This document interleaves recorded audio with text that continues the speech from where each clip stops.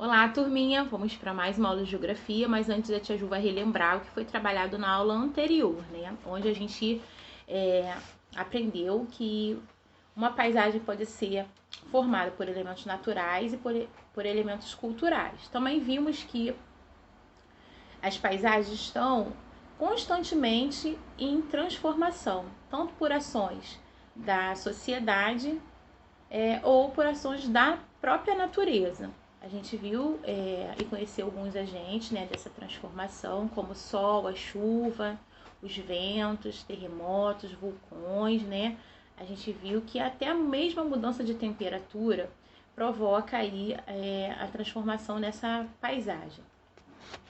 Só que hoje nós vamos dar continuidade, né, falando um pouquinho sobre os agentes externos naturais de alteração da paisagem. Então, a gente tem aqui a página 172 do nosso livro.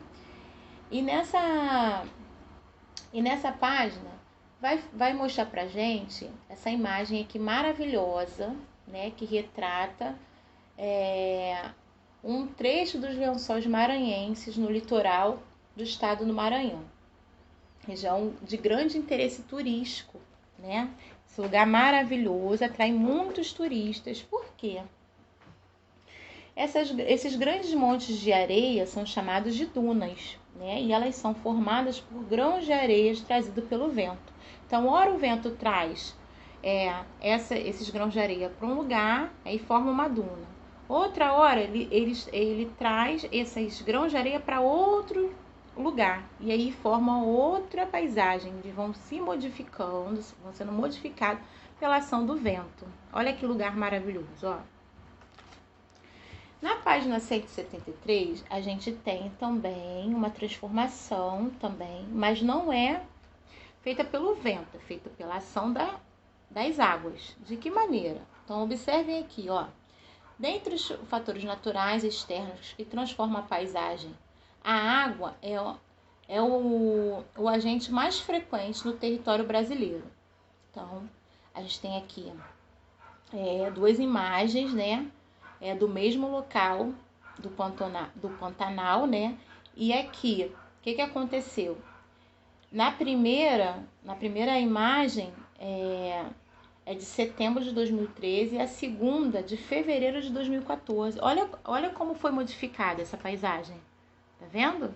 São diferentes épocas, mas é o mesmo local. Então, aqui pede o que diferencia uma imagem da outra. 2. Essas fotografias retratam o mesmo local? Você diria que elas representam a mesma paisagem? Explique. Então, a ação da água aí modificando essa paisagem. Na página 174, temos aqui um mapa, né? Que representa aí o nível de chuva, ó. No Pantanal, localizado no centro-oeste do país, é um exemplo de paisagem que sofre forte influência da ação das águas. Em determinadas épocas do ano, sobretudo nos meses do verão, há muitas chuvas na região que aumentam o nível da água dos rios, inundando campos, matas e propriedades. Então, a gente tem aqui um mapa que mostra pra gente o nível aí de chuva, né? Que acontece nesse período que a tia acabou de explicar. Então, na página 175, a gente tem um outro textinho que vai falar sobre o ciclo das águas, né? Que garante a riqueza do ambiente. A gente vai pedir para que vocês leiam com calma e respondam as 3 questões que estão aqui, ó. Agora faça, com os colegas, uma leitura coletiva do texto, depois, com a ajuda do professor, esclareçam o significado das palavras desconhecidas. Então, vocês vão ler com calma, né, individualmente. E na nossa aula virtual, a tia vai ler, né, vai fazer a leitura coletiva para que a gente possa, né, debater e também ver, né, o significado dessas palavras que são desconhecidas por vocês. Então, no 2, temos lá, em que época do ano ocorrem cheias e secas no Pantanal. 3. Explique com suas próprias palavras por que a alternância entre períodos de chuva e de seca é importante para a região do Pantanal. Então, tudo isso tem aqui. Vamos lá, turma. Na página 176, temos lá chuvas, abundância ou escassez, paisagens naturais. Tanto os períodos de seca como os de chuva modificam paisagens. A abundância de chuvas ou sua escassez provoca a formação distinta de paisagens naturais. Então, aqui a gente tem duas paisagens diferentes, ó. Temos aqui a vegetação, né, do tipo Mata Atlântica, né, e aqui já apresenta um período de seca, né. Temos aqui a imagem da Caatinga, né, onde que é um local mais seco, né, devido à escassez, né, de chuva. Então, essa escassez forma um outro tipo de paisagem, bem diferente da primeira, tá vendo? Então, na página 177, a gente tem o Saiba Mais, que vai explicar um pouquinho sobre o oásis, né? Que é uma pequena área úmida com solo fértil e vegetação, localizado em uma região quente e desértica, né? E aqui vocês depois leem com calma um pouquinho mais sobre o oásis. E embaixo temos aqui paisagens culturais. As cheias costumam provocar transtornos e muitos prejuízos às paisagens culturais. Contudo, em locais como Pantanal, por exemplo, fazem parte de um ciclo saudável da natureza. Enchentes inundam ruas, casas, estabelecimentos comerciais, indústrias, escolas e etc. E levam a sujeira, doença, destruição, né? E podem aí devastar plantações e matar animais. É muito triste isso, né? Na página 178, a gente tem aqui o Praticando Geografia, onde vocês vão precisar pesquisar a imagem, né, de paisagem alterada por fatores naturais, como o vento, né, o calor, o frio, a água, o gelo. Vai escolher e vai colar aqui, tá? Nesse espaço. No 2, temos lá, identifica o local da paisagem escolhida e a data em que a foto foi feita e cria uma legenda, como as 10 imagens da página anterior, explicando como a alteração aconteceu, tá bom?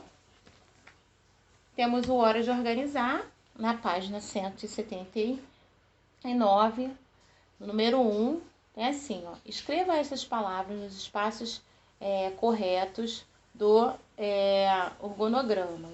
Então, temos lá, ó, alteração, sol, chuva, vento, vulcões e terremotos. Aí vocês vão encaixar, né, cada um no seu lugar adequado, tá? 2. A ação das águas pode modificar bastante as paisagens. A água do mar pode provocar erosão marinha, chuvas intensas que podem provocar enchente. Explique com suas próprias palavras como acontecem esses dois fenômenos. Vocês vão explicar como que acontece a erosão marinha e as enchentes, tá? Com as palavras de vocês. Temos na página 180 um passo a mais, né? Temos lá, descubra a palavra que representa cada frase e depois encontre-as no caça-palavra. Então, temos lá, o processo de desgaste dos solos é chamado de... B. Pequenas partículas de rocha ou de solo são chamados de... Fator natural responsável pela erosão eólica. D. Luminosidade repentinas e intensas causada por raio. Pode provocar alterações bruscas e permanentes na paisagem. F. Grandes montes de areia formados por ação dos ventos. Então, vocês vão ver, caso tenha dúvida, volta lá no que foi dado lá atrás para poder estar relembrando e preenchendo, tá? As frases. É bom a gente sempre voltar no que a gente estudou, porque aí é uma forma da gente, né, tá revendo, e assim fica mais fácil para a gente conseguir achar as respostas, tá bom, pessoal? O 2, paisagens são muitas vezes alteradas pela abundância ou pela escassez de chuva. Explique em seu caderno. A gente não precisa explicar essa atividade no caderno, a gente pode estar explicando, né, lá durante a nossa aula virtual, tá? Então não se preocupem em escrever no caderno, a gente pode debater essa questão aqui lá na plataforma mesmo, tá bom? A página 181 é a nossa última página, né, onde tem um textinho sobre alagamentos e enxurradas, que vocês vão ler com calma para estar respondendo a letrinha A, B e C, né, referentes ao texto, tá bom, pessoal? Então, a gente tem lá quais são as áreas mais sujeitas a alagamentos e enxurradas. Aí vocês vão tirar aqui a respostinha do texto. B, quais são as áreas com maior risco de alagamentos ou enxurradas no seu bairro ou município. E na letra C, fiquem com Deus. Qualquer dúvida, a gente tira durante a nossa aulinha, tá bom? Bom final de semana!